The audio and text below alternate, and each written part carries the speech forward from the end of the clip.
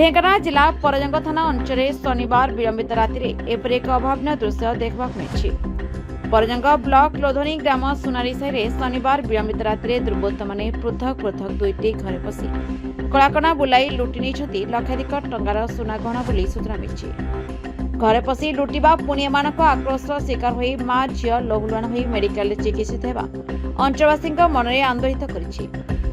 साहिर प्रसन्न कुमार साहू ओरफ कुमार का परिवार शोता बेले यार सुजोग नहीं दुर्बृत्त मैंने घर पछपटे पशि प्रथम अन्य घरे शोता घर गुड़िक बाहर पटु कबाट पकई बेले अन्य एक घरे प्रसन्न स्त्री माणिक साहू और बहित झील ईश्वरी साहू शोते से घरे दुर्बृत्त मैंने पशि मां झील को लहुलुहाण कर पिंधि सुना गहना और गडरेज भांगी टंका नहीं ड्रेसिंग बक्स को घर किछि बाट बोही नहीं सेठे ताड़ी आवश्यक दस्तावेज गुड़िक नहीं फोपाड़ी देथिबा दृश्य देखा मिली। लुटेरांक लुटपाट समय मां झील बर्ती नथिले।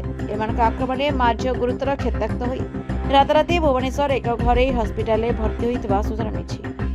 गाँव में दोल पूर्णिमा पर्व पर झील बाप घर को आसीथा बेले आक्रमण शिकार होइछथि। सेही रातिरे पाख पड़ोशी लुलु साहूक घर चोरी होइतिबा जଣା पड़िछि। लुलु एवं परिवार घरे नथिबा बेले दुर्बृत्त माने पशि गडरेज ताड़ी सुना गहना लुटि नैथिबा जଣା पड़िछि।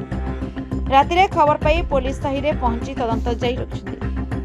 ढेंकानाल जिला परजंग ब्लॉक निर्मल गणनायक रिपोर्ट ना ओडिशा न्यूज।